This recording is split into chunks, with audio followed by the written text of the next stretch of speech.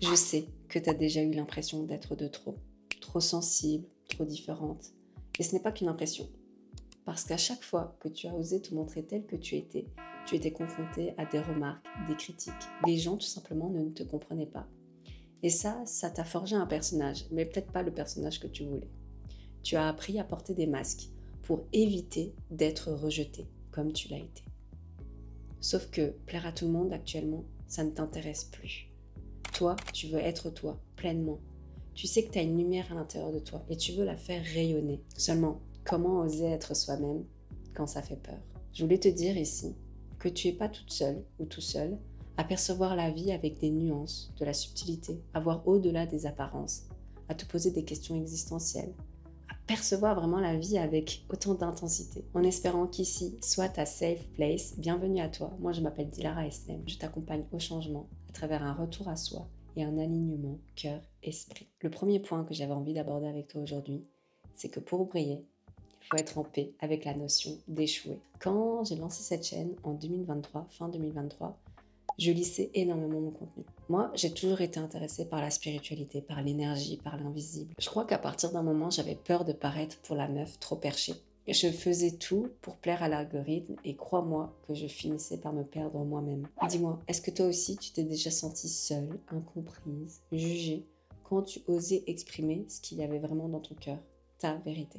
Parce que moi oui. Et c'est peut-être pour ça qu'à partir d'un moment, j'ai voulu autant lisser mon contenu. C'est parce que j'avais pas envie de ressentir ce rejet, cette incompréhension provenant des personnes de mon entourage. C'est peut-être pour ça que je cherchais autant à lisser inconsciemment ma personnalité, du moins sur YouTube. Et au final, j'étais quand même incomprise. Pourquoi? Parce que j'arrivais pas à attirer la communauté qui vibre comme moi, qui vibre à la même fréquence. Une communauté qui capte les subtilités de mon message. C'est en t'autorisant à être pleinement toi que tu vas attirer des personnes qui vibrent à la même fréquence. That's a fact. Et c'est pour ça que j'avais envie de te parler de ça là pour le premier point. Si tu portes des masques, tu te trahis. Alors je dis pas qu'il faut être 100% soi-même dans toutes les situations, etc. Enfin, évidemment qu'on s'adapte, mais quand même, quand il s'agit de partager ses passions,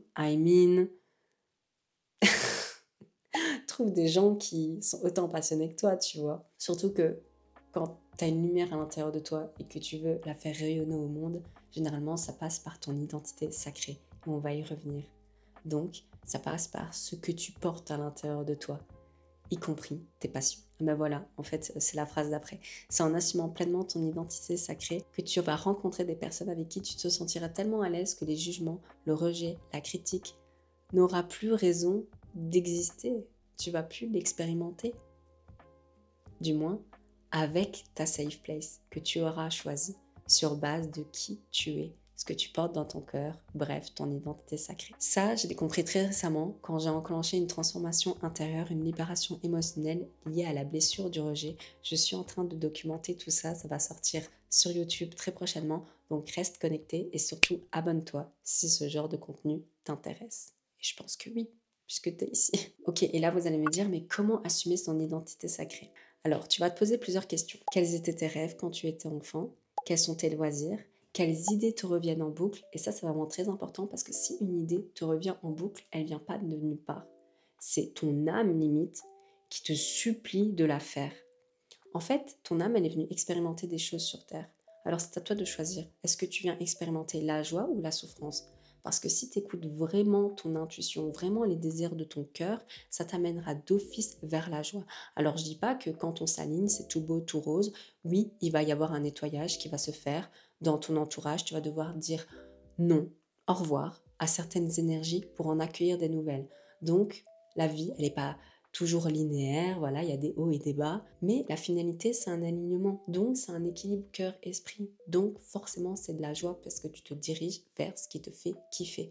Donc si tu as une idée qui te revient en boucle en tête, je sais pas moi, lancer ton activité, créer un podcast, fais-le, autorise-toi à le faire, parce que si ces idées te viennent, c'est pas là pour rien, c'est la source, c'est le divin, l'intelligence divine, appelle ça comme tu veux, qui te l'insuffle. Parce que c'est ça ta destinée lumineuse, c'est là que tu dois aller. Encore une fois, tu as deux choix. Soit tu répètes une destinée médiocre que tu hérites parfois de ton entourage, de ton passé, de tes conditionnements, ou soit tu reprends les clés en main et tu ouvres les portes qui t'amènent vers ta destinée la plus lumineuse, celle que tu auras choisie en âme et conscience.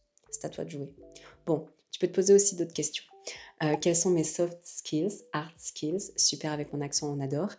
Quel sujet me passionne, ça on l'a abordé. De quoi est-ce que je pourrais parler pendant des heures? Ça c'est vraiment, je pense, une question tellement puissante pour savoir quelle est ta passion en fait, quelles sont tes passions. Moi je sais que c'est la spiritualité parce que clairement quand je suis lancée, on ne m'arrête plus.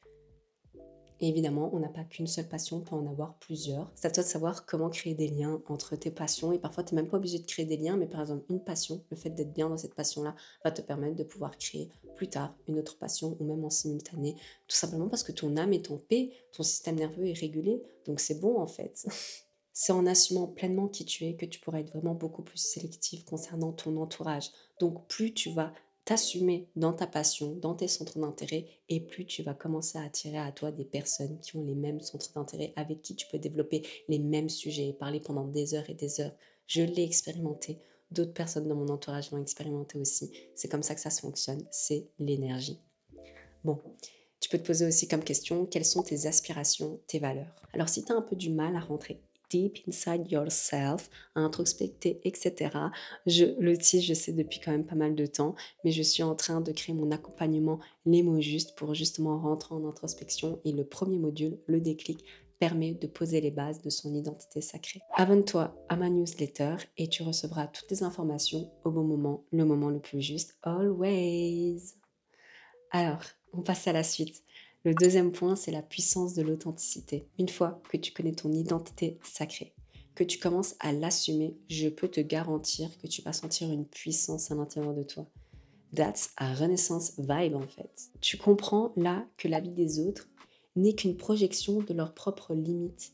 Et donc, la personnalité là que tu étais en début de vidéo, qui avait peur, qui devait mettre des masques pour ne pas être de trop, tu t'en fous. Tu t'en fous. Parce que là, tu trouves ton peuple. Tu es à la recherche de ton peuple, de ta communauté, de ta tribu, des personnes qui vibrent comme toi.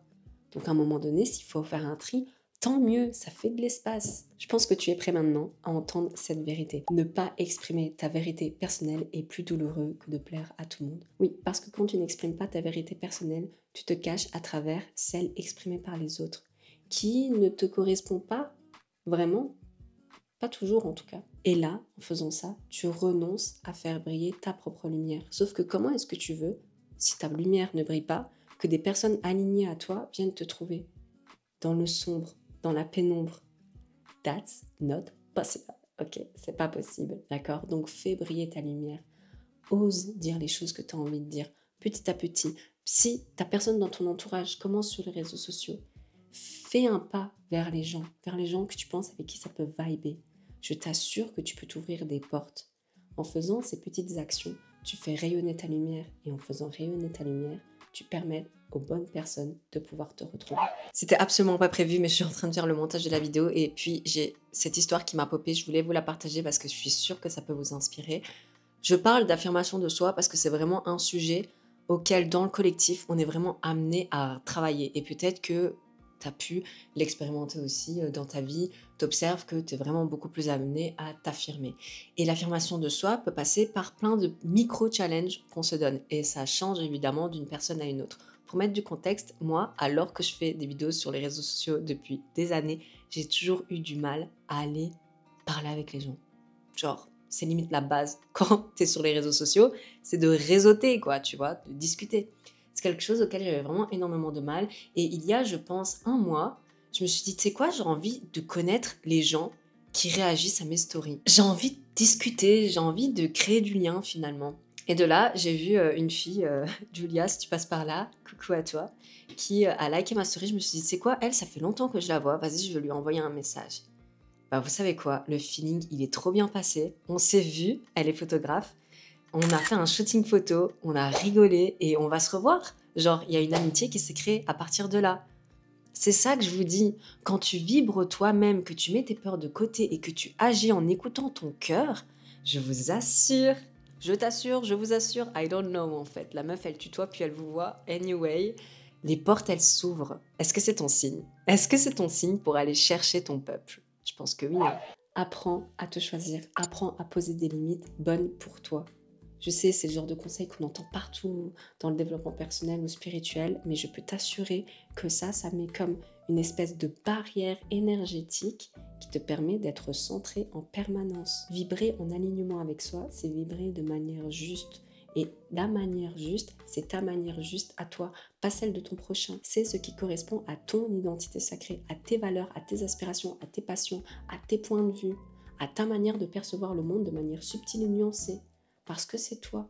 Et des personnes qui t'aiment vraiment pour qui tu es accepteront toutes tes facettes. Alors arrête de maintenir à l'intérieur de toi ces émotions de rejet en continuant à accepter n'importe qui dans ton champ énergétique. On n'en veut plus. À ce moment-là, d'office, les bonnes personnes vont être attirées à toi, comme toi, tu as été attiré à regarder cette vidéo jusqu'ici. Alors moi, je t'en remercie, vraiment merci beaucoup. Si tu as vibé avec tout ce que je t'ai dit, tu peux me mettre un like. Ça m'aide beaucoup pour le référencement de cette vidéo. Ça permettra aussi à d'autres personnes de tomber sur cette vidéo. Tu peux aussi la commenter, ça c'est top. La partager aussi. Il existe une vérité, là, dans ce monde de dualité, c'est qu'on s'attire par vibration. Alors autant l'honorer pleinement. D'ailleurs, cette vidéo, elle a pour but de réaffiner mon positionnement.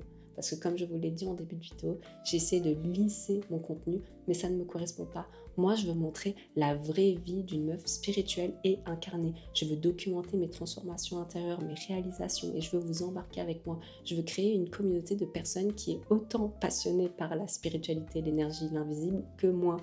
Parce que je prends conscience que c'est comme ça aussi que moi, je grandirai dans mon âme en échangeant avec des personnes qui vibent, quoi. Je pense qu'on a tous besoin de sentir qu'on appartient à une communauté. Si ça résonne pour toi, je t'en prie, reste. Et si ça ne résonne pas, eh bien, je t'en prie, tu peux partir. Je t'assure que je t'en voudrais pas parce qu'ici, je vise l'alignement. Je pense que tu l'auras compris, je ne cherche plus à forcer, mais à vibrer.